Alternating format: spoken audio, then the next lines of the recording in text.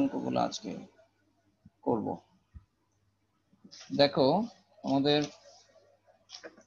দাঁড়াও,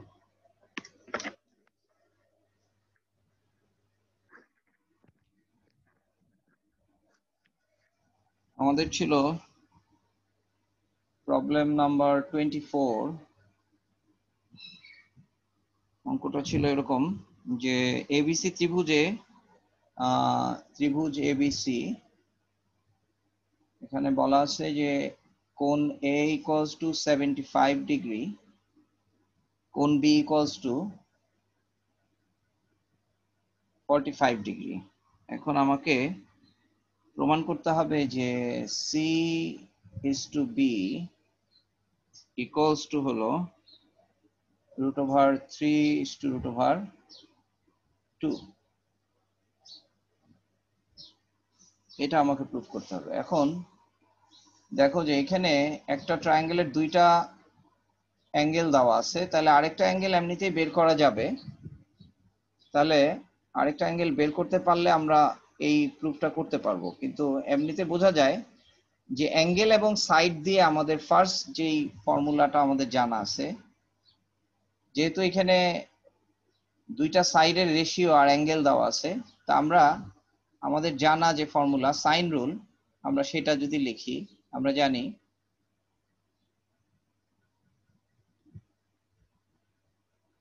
a by sin a equals to b by sin b equals to c by sin c।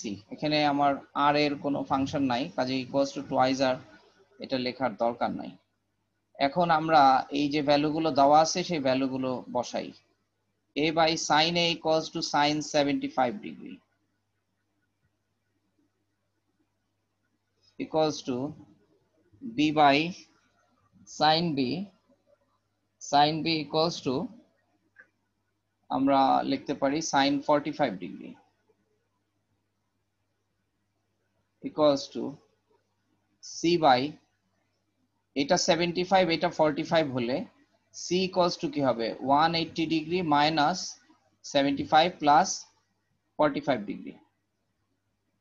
তাহলে 70 40 হচ্ছে 110 120, তার মানে 60 degree. তাহলে এখান থেকে আমরা c লিখতে পারবো sin 60 ডিগ্রি। এখন দেখো এটা আমাদের দরকার হচ্ছে না, এই অ্যাঙ্গেলটা আসলে আমাদের এই অ্যাঙ্গেলটা বের করার জন্য কাজে লাগলো। তাহলে b বাই sin 45 ডিগ্রি মানে হচ্ছে 1/√2, আর c বাই sin 60 ডিগ্রি মানে হচ্ছে √3/2। তাহলে এটা হয়ে গেল। তাহলে এখানে যদি b চলে যায় তাহলে আমরা that implies c by b equals to, এটা উপরে চলে যাবে, তার মানে √3/2 ডিভাইডেড বাই 1/√2 ইকুয়ালস টু, এটা হয়ে যাবে উপরে √3 থাকবে আর নিচে √2 থাকবে। That is c is to b equals to √3 is to √2। এই হচ্ছে নাম্বার 24। এখন মুসা বলতেছিল যে প্রথম অঙ্কটা দেখার পরে ফার্স্ট লাইনটা কি লিখবো সেটাই সে বুঝতে পারে না।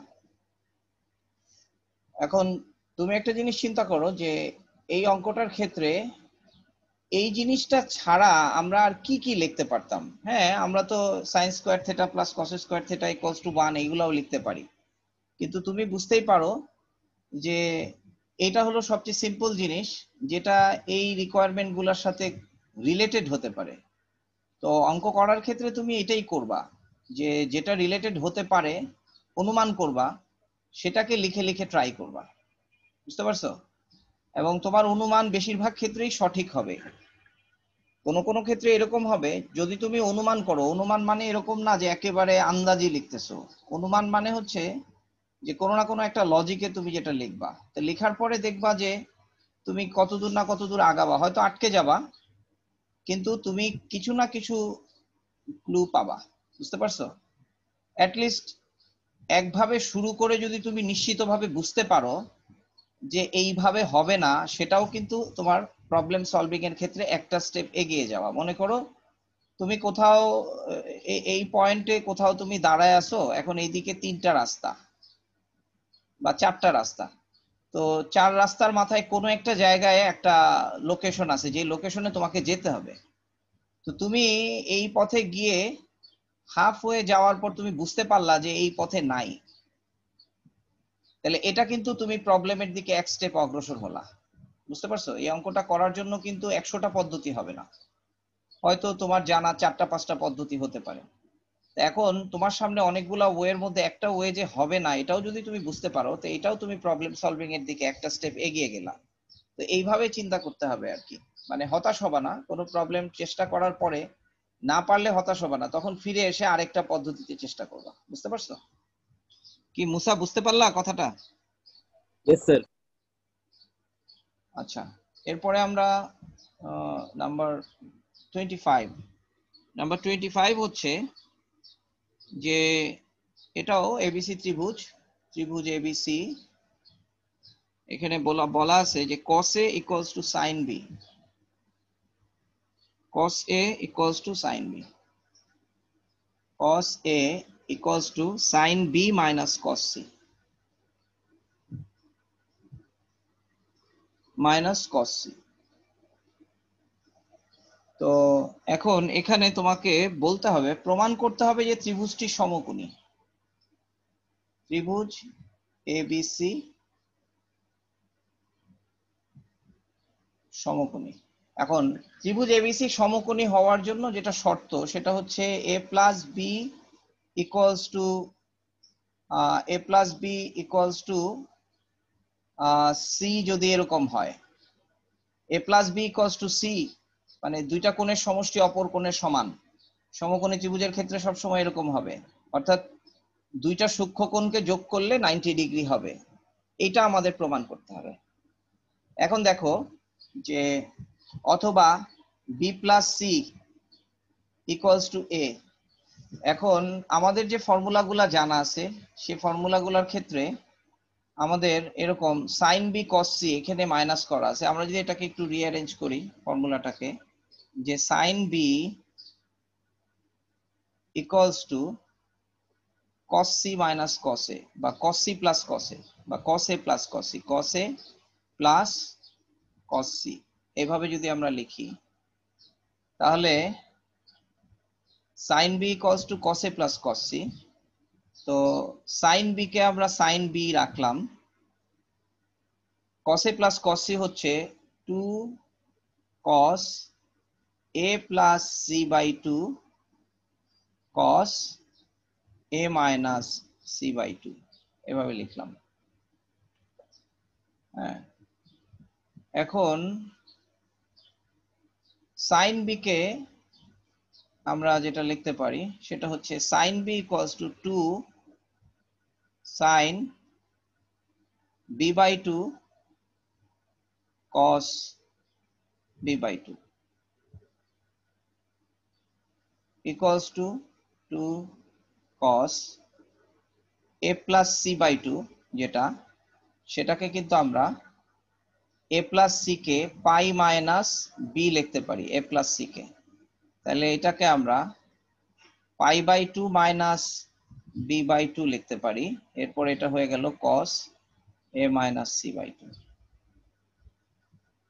তাহলে 2 sin b by 2 cos b by 2 equals to sin cos pi by 2 minus theta equals to হলো sin theta, তাহলে এটা হয়ে গেল 2 sin b by 2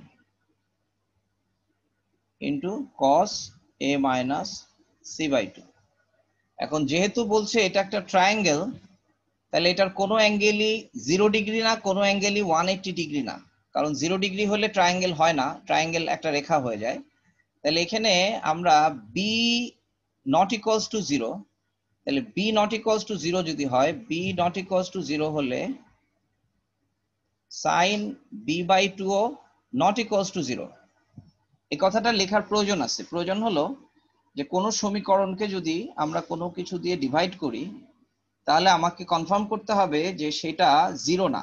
যদি 0 হয়, 0 দিয়ে কোনো সমীকরণকে ডিভাইড করা যায় না। তাহলে sin b by 2 not equals to 0, 0 বলে b নট ইকুয়ালস টু 0 বলে তাহলে sin b by 2 not equals to 0। তো sin b বাই 2 দুই পাশ থেকে ক্যান্সেল করে দিতে পারি, 2 ক্যান্সেল করে দিতে পারি, মানে নট ইকুয়ালস টু 0 বলে ডিভাইড করলাম। এখন আমরা পাচ্ছি cos b by 2 equals to cos a minus c by 2। তাহলে এখান থেকে আমরা লিখতে পারি যে b equals to a minus c, that is b plus c equals to a। প্রমাণ হয়ে গেল। তাহলে এটা থেকে আমরা বুঝতে পারলাম ত্রিভুজটি সমকোণী। বুঝতে পারছো? মানে দুইটা কোণের সমষ্টি যদি অপর কোণের সমান হয় তাহলে ত্রিভুজটা সমকোণী হয়। সুতরাং আমরা পাচ্ছি যে b plus c equals to a। সুতরাং ত্রিভুজটি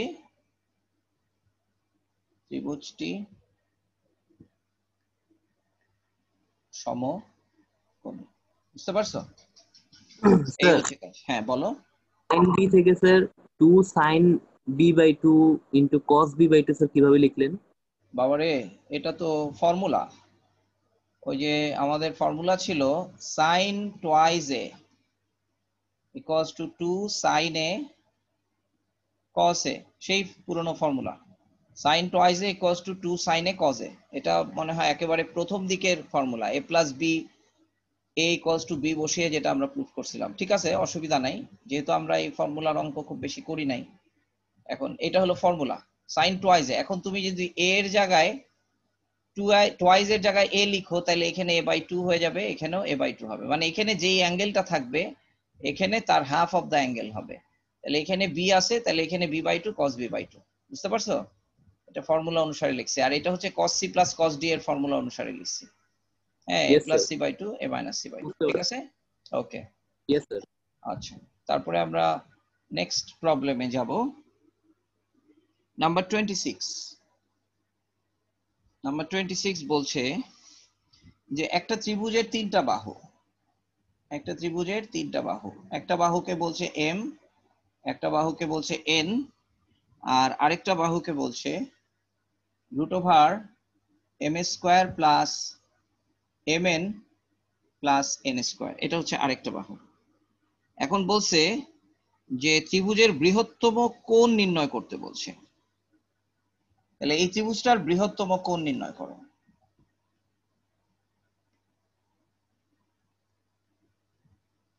আচ্ছা, এখন দেখো তো একটা ত্রিভুজ আমি আঁকলাম। বলো দেখি এই ত্রিভুজটার বৃহত্তম কোণ কি হবে? এবিসি, এই ত্রিভুজটার বৃহত্তম কোণ কি হবে? কোন এ স্যার? কোণ স্যার এ। কোন সিএবি, কোন সিএবি। হ্যাঁ হ্যাঁ, ঠিক আছে, কোণ সিএবি বা কোণ এ। এখন দেখো, বৃহত্তম কোণ সবসময় বৃহত্তম বাহুর বিপরীত হয়। ঠিক আছে, বৃহত্তম কোণ সবসময় বৃহত্তম বাহুর বিপরীত কোণটা হয়। তাহলে এখানে তিনটা বাহু দেওয়া আছে। এখন আমি যেমন মনে করো তোমাকে যদি বলা হইতো যে একটা ত্রিভুজের তিনটা বাহু হচ্ছে 3, 5, 6, এই হলো একটা ত্রিভুজের তিনটা বাহু। তাহলে 3, 5, 6 যদি তিনটা বাহু হয় তাহলে আমরা বুঝতে পারি এই বাহুর বিপরীত কোণটাই হচ্ছে বৃহত্তম কোণ। তখন আমরা ওই যে ফর্মুলা যে cos θ ইকুয়ালস টু এই দুই বাহুকে নিয়ে এই বাহুকে বাদ দিয়ে তখন আমরা লিখবো 3² plus 5² minus 6² divided by 2 into 3 into 5, ওই যে a² plus b² minus c² divided by 2ab। মানে যদি আমরা এইভাবে ত্রিভুজটা চিন্তা করি, এ বি সি যদি তিনটা বাহু হয়, এ বি সি ত্রিভুজ, তাহলে আমরা এরকম ভাবে লিখতে পারি এ বাহুর বিপরীত কোণ হচ্ছে cos a। cos a equals to কি লিখবো?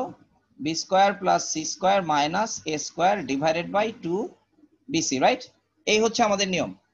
তো এখন ঠিক আছে, আমাকে যদি বলতো m বাহুর বিপরীত কোণ বের করো তাহলে আমরা cos θ এই ফর্মুলা ব্যবহার করতে পারতাম, কিন্তু আমাকে বলছে বৃহত্তম কোণ নির্ণয় করো। বৃহত্তম কোণ নির্ণয় করো, তাইলে বৃহত্তম কোণ নির্ণয় করতে হলে আমাকে বৃহত্তম বাহু প্রমাণ করতে হবে। তাহলে এখানে বৃহত্তম বাহু কোনটি, এটা হচ্ছে আমাদের প্রশ্ন। এখন বৃহত্তম বাহু কোনটি এটা আমরা প্রমাণ করব। এটা তোমাদের নবম দশম শ্রেণীর চিন্তা থেকে এটাকে প্রমাণ করা যায়। দেখো আমরা যদি এইটার ক্ষেত্রে বলি যে square root of M A square plus M N plus N square, এটাকে আমরা কি লিখতে পারবো? এটাকে লিখতে পারবো square root of M A square plus M N কে আমরা যদি লিখি 2 into M into N by 2, তাহলে এখানে আমরা লিখতে হবে a প্লাস বি হোল স্কোয়ারের ফর্মুলা মিলানোর জন্য আমাকে লিখতে হবে n square by 4, that is n by 2 whole square, right? তাহলে এটা যদি n স্কোয়ার বাই 4 হয়, এখানে আছে n স্কোয়ার, তাহলে একটা অতিরিক্ত জিনিস আমাকে যোগ করতে হবে, that is 3n square by 4 যোগ করতে হবে।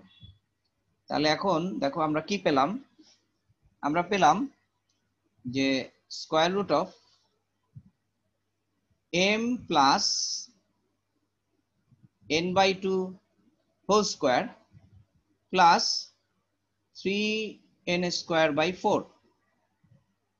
এখন এইটা দেখো, এই যে এইটুকু যেহেতু এখানে এটা তো প্লাস, কাজেই আমরা m প্লাস n বাই 2, এটা প্লাস না? হ্যাঁ এটা প্লাস, ঠিক আছে 3n স্কয়ার।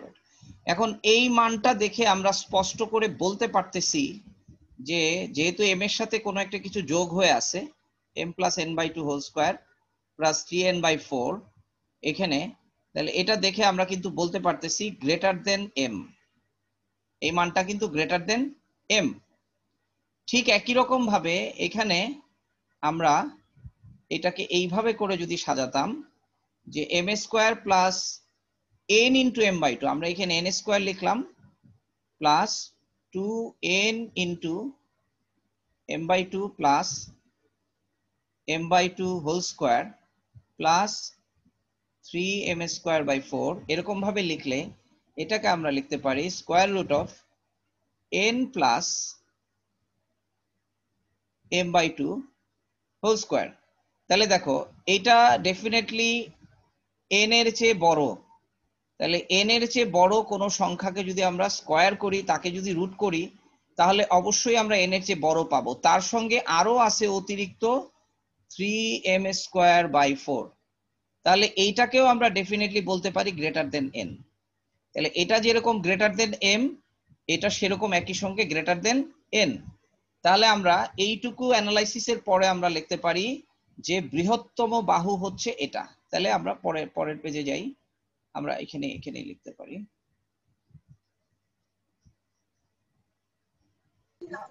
স্যার এখানে তো m কে হাফ করছেন, আমি যদি চাই তাহলে কি m কেও হাফ করতে পারবো? তাই তো করলাম না, দেখো না আমি তো তাই করলাম দুইটার ক্ষেত্রে। যেমন এখানে n বাই 2 লিখছি, n বাই 2 লিখে আমি প্রমাণ করছি গ্রেটার দেন m, এই মানটা দেখে এটা দেখে আমি কনফার্ম, কারণ এটা দেখে আমি চট করে বলতে পারতেছি না যে এটা n এর চেয়ে বড় কিনা বা m এর চেয়ে বড় কিনা, কিন্তু এই ফর্মটা দেখে আমি অবশ্যই বুঝতে পারতেছি, কারণ এখানে তো এগুলা তো ত্রিভুজের বাহু, তাহলে এদের কেউ তো ঋণাত্মক না। তাহলে যেহেতু এদের কেউ ঋণাত্মক না, কাজে এই মানটা দেখে আমরা বুঝতে পারতেছি না যে এটাকে যদি আমি রুট করি, যেমন তুমি দেখো 4 প্লাস 1 হোল স্কয়ারের রুট, এটা ডেফিনেটলি কি হবে? গ্রেটার দেন 4 হবে, ঠিক আছে? এরপরে যদি আরো কিছু অতিরিক্ত থাকে তাহলে তো এটা ডেফিনেটলি গ্রেটার দেন 4, আরো মানে মোর অ্যাকুরেটলি মানে মোর ক্লিয়ারলি গ্রেটার দেন 4। মানে এই ফর্মটা থেকে আমরা বুঝতে পারতেছি যে it is greater than m, আর এই ফর্মটা থেকে আমরা বুঝতে পারতেছি it is also greater than n। So এখন আমরা যেটা বলতে পারবো পরের এই অ্যানালাইসিসের পর আমরা বলতে পারতেছি যে সুতরাং বৃহত্তম বাহু সমান হচ্ছে square root of m square plus mn plus n square. তাহলে এখন আমরা লিখব সুতরাং বৃহত্তম কোণ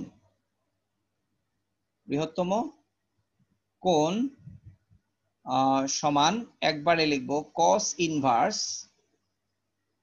এরপরে বৃহত্তম কোণের ক্ষেত্রে আমরা লিখব m square plus n square minus এই বাহুর বর্গ, তাহলে m square plus n square plus mn, মানে এটার স্কয়ার ডিভাইডেড বাই 2mn, ঠিক আছে? তাহলে এটা হয়ে গেল cos inverse m square plus n square, m square plus n square কাটা যাবে, তাহলে এখানে হলো মাইনাস mn থাকবে, আর এখানে থাকবে 2mn, তার মানে cos ইনভার্স মাইনাস হাফ, এবং cos ইনভার্স মাইনাস হাফ মানে হচ্ছে 120 ডিগ্রি। বুঝতে পারছো? তাহলে বৃহত্তম কোণ 120 ডিগ্রি, এটা প্রমাণ হলো। ঠিক আছে, তারপরে আমরা যাই। কি এটাতে কোনো কোশ্চেন আছে এই অঙ্কটাতে? তোমরা না কথা স্যার, ঠিক আছে, আচ্ছা, বুঝতে পারছি স্যার। ওহো, দাঁড়াও তো, আমি কি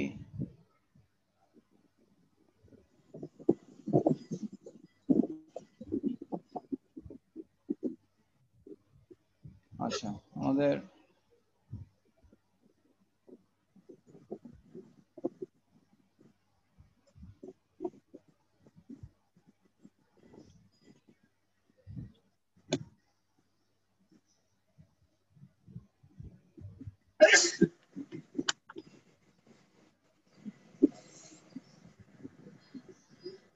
আচ্ছা, তারপরে আমরা আসি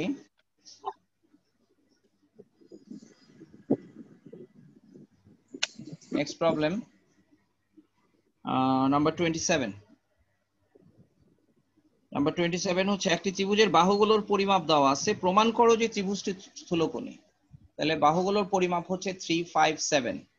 এখন আমাদের প্রমাণ করতে হবে যে ত্রিভুজটি স্থূলকোণী। তাহলে স্থূলকোণ যদি থেকেই থাকে তাহলে সেটা হবে ত্রিভুজের বৃহত্তম কোণ। আর বৃহত্তম কোণ সবসময় বৃহত্তম বাহুর বিপরীত বাহু হয়, বৃহত্তম বাহুর বিপরীত কোণ হয়। তাহলে আমাদের এখানে বৃহত্তম বাহু কি?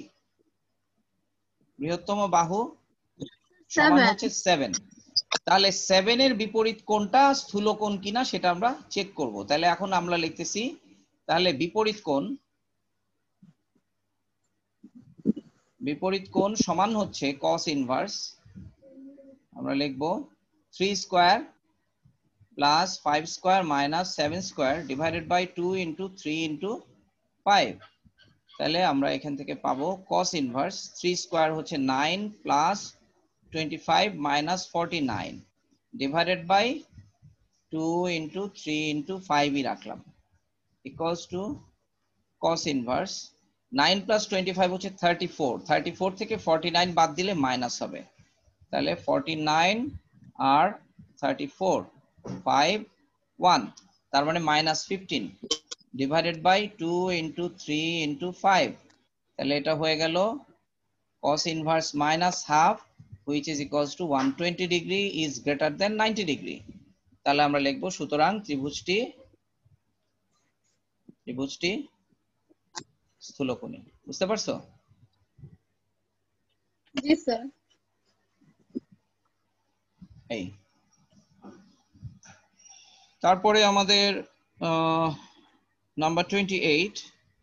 নাম্বার 28 একেবারেই এটা না পারার কিছুই নাই। ত্রিভুজের তিনটা বাহু দেওয়া আছে, 13, 14, 14 আর 15 দেওয়া আছে। ত্রিভুজের ক্ষেত্রফল বের করতে হবে, ওই যে আমরা অর্ধপরিসীমার সূত্র দিয়ে বের করে ফেলবো।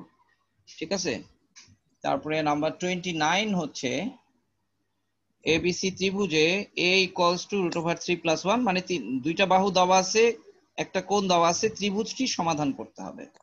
বলছে a ইকুয়ালস টু √3 + 1, তারপরে b ইকুয়ালস টু √3 - 1, তারপরে কোণ c ইকুয়ালস টু 60 ডিগ্রি। তাহলে এ বি, এখন তুমি জানো যে এ বি এর অন্তর্ভুক্ত কোণই হচ্ছে কোণ সি, তাই না? এ বি এর অন্তর্ভুক্ত কোণই হচ্ছে কোণ সি।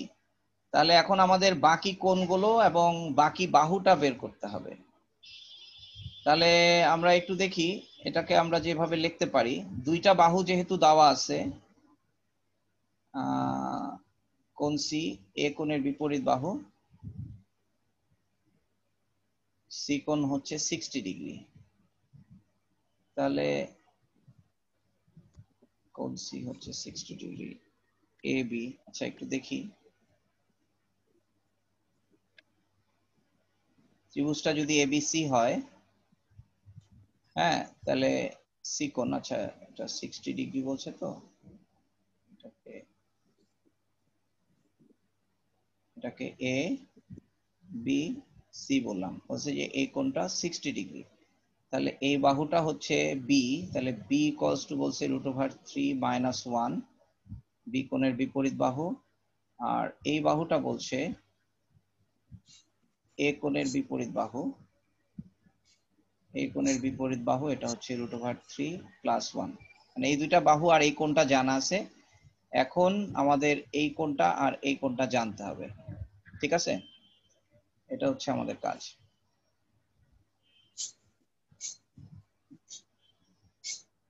আচ্ছা,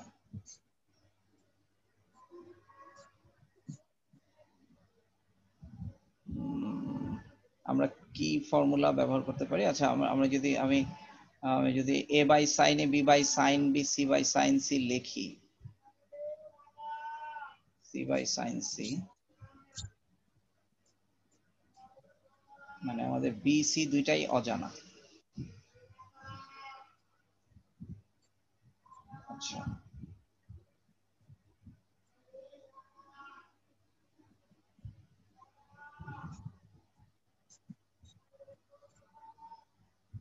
আচ্ছা আচ্ছা দেখো, আমরা প্রথম লিখতে পারি, দেখো cos c equals to, cos c equals to কি, a square plus B square, a square plus B square minus C square divided by 2ab, এটা লিখতে পারি না? তাহলে দেখো এখান থেকে c পেয়ে যাব, cos c, তাহলে cos c ইকুয়ালস টু হচ্ছে আমাদের হাফ, আর 2ab, তাহলে 2ab, ab হচ্ছে √3 + 1, √3 - 1, √3 + 1 ইন্টু √3 - 1, আর a square plus B square, তার মানে a plus B whole square plus a minus B whole square. এটাও সহজ ফর্মুলা, সহজই হবে। আমরা এটাকে লিখি, পুরাটাই লিখি, পরেই ফর্মুলা লিখবো। √3 + 1 whole square plus √3 - 1 whole square, তারপর হচ্ছে মাইনাস সি স্কয়ার, ঠিক আছে? তাহলে এখান থেকে আমরা এই হাফের জন্য 2 2 কেটে যাবে, তাহলে আমরা একবারেই লিখতে পারবো। তাহলে a plus B whole square plus a minus B whole square মানে হচ্ছে 2 into a square plus B square, তার মানে a square plus B square, তার মানে 2 ইন্টু 3 + 1, হ্যাঁ, minus C square equals to হলো, এটা ওই পাশে চলে যাবে, তার মানে √3 হোল স্কয়ার মাইনাস 1, তার মানে 3 - 1 দ্যাট ইজ 2। তাহলে এখান থেকে সি স্কয়ার ইকুয়ালস টু আমরা পাচ্ছি, এখানে হচ্ছে 3 + 1 4, 4 ইন্টু 2 হচ্ছে 8, 8 - 2, তাহলে সি স্কয়ার ইকুয়ালস টু হচ্ছে 6, তাহলে সি ইকুয়ালস টু √6। তাহলে আমরা সি ইকুয়ালস টু √6 পেয়ে যাওয়া মানে হচ্ছে এখন কিন্তু আমরা বাকি কোণগুলো সলভ করতে পারবো। বাকি কোণগুলো সলভ করতে পারবো না, মানে cos c থেকে আমরা c এর মান, মানে c এর মান আমরা পেলাম √6, তাহলে c যদি √6 হয়, এখন আমরা cos a ইকুয়ালস টু আমরা লিখবো, cos a ইকুয়ালস টু আমরা লিখবো b square plus c square minus a square divided by 2bc।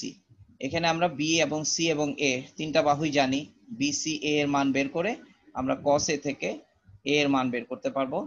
আর ঠিক একই ভাবে আবার a এর মান যদি বের হয়ে যায়, তাহলে c এর মান আমরা জানি, তখন আর ফর্মুলা লাগবে না, a প্লাস c থেকে 1, a প্লাস c এর সমষ্টি 180 থেকে বাদ দিলে আমরা আবার b এর মান বের করতে পারবো। ঠিক আছে, বুঝতে পারছো অঙ্কটা? এই হচ্ছে আমাদের প্রশ্নমালা 7.7 আমাদের শেষ হলো, 7.7 শেষ হলো। তো আমরা যতটুকু ত্রিকোণমিতি করলাম, আমরা এখন আজকের ক্লাসেই, আচ্ছা শোনো, এই ক্লাসটা এখানে আমি মিটিং ক্লোজ করতেছি। তোমরা এক কাজ করো, ঠিক এখন 12:37 বাজে, তো তোমরা 12:45-এ আবার লগ ইন করো, বুঝতে পারছো? তা আমি আজকে তোমাদের শুরু করব, একটু জ্যামিতি শুরু করব, বুঝতে পারছো? আজকে ত্রিকোণমিতি এখানে এই ক্লাস এখানে শেষ হলো, আবার 12:45-এ আমরা আজকে জ্যামিতি শুরু করব। জ্যামিতি তোমাদের 9-10-এ তো তোমাদের জ্যামিতি সম্পর্কে, স্থানাঙ্ক জ্যামিতি সম্পর্কে বেশ কিছু ধারণা ছিল, তো 9-10-এর জ্যামিতির পরবর্তীতে আমরা কিছু শুরু করব আর কি। ঠিক আছে, স্থানাঙ্ক জ্যামিতি দিয়ে শুরু করব। কখন লগ ইন করবো আবার? আবার 12:45-এ লগ ইন করো। এখন 12:38 বাজে, 12:45 আবার লগ ইন করো। তাহলে এই লেকচার এখানে শেষ আচ্ছা করে দিচ্ছি। এটা তোমাদের 7.7 শেষ হলো। আমরা জ্যামিতি শুরু করব, পরে স্যার আবার আমার ত্রিকোণমিতি বইয়ের দেখো। 7.7 এর স্যার আমার 7.7 এর আরো কিছু অঙ্ক আছে মানে যেগুলো আপনার বইয়ে মেবি নাই, তো আচ্ছা ওইগুলো আচ্ছা স্যার সলভ করে দিন। আচ্ছা, তাহলে আমি আমি যেটা চাচ্ছি সেটা হচ্ছে ত্রিকোণমিতি আমি যে কোনো একটা বইয়ের সব অঙ্ক করাবো। সব অঙ্ক করানোর পর অন্যান্য বইতে যদি এক্সট্রা অঙ্ক থাকে, এই অঙ্কগুলোর ধারণা দিয়ে তোমরা চেষ্টা করবা সেই অঙ্কগুলো করার জন্য। যদি চেষ্টা করে তোমরা না পারো, তখন আমাকে বলবা, আমি সেই অঙ্কগুলো আবার করে দিব। বুঝতে পারছো? Okay sir. তুমি তো এই জি অঙ্কগুলো স্যার। তো করা হয়েছে, তুমি দেখবা যে তুমি যে অঙ্কগুলো তোমার বইতে অতিরিক্ত আছে, একটু ভালো করে মনোযোগ দিয়ে চেষ্টা করলে দেখবা যে কোনো না কোনো ভাবে এই অঙ্কগুলোর সাথে ওদের মিল থাকবে। ঠিক আছে? তো তোমরা ওই অঙ্কগুলো জি চেষ্টা স্যার। করবা, চেষ্টা করে যদি না পারো তাহলে মেসেঞ্জার গ্রুপে আমাকে অঙ্কগুলোর ছবি তুলে পাঠিয়ে দিবা। বুঝতে আচ্ছা পারছো? কারণ আমার কাছে সব বই নাই, আমার কাছে এসিও আহমেদের বই আছে। তো ওই অঙ্কগুলোর ছবি তুলে পাঠাবা, তখন আমি ওই অঙ্কগুলোর উপর আবার আলাদা ক্লাস নেব। ঠিক আছে? তাহলে তোমরা জি স্যার। 12:45 না 12:50-এ লগ ইন করো। ঠিক আছে? আমি একটু ব্রেক নেই।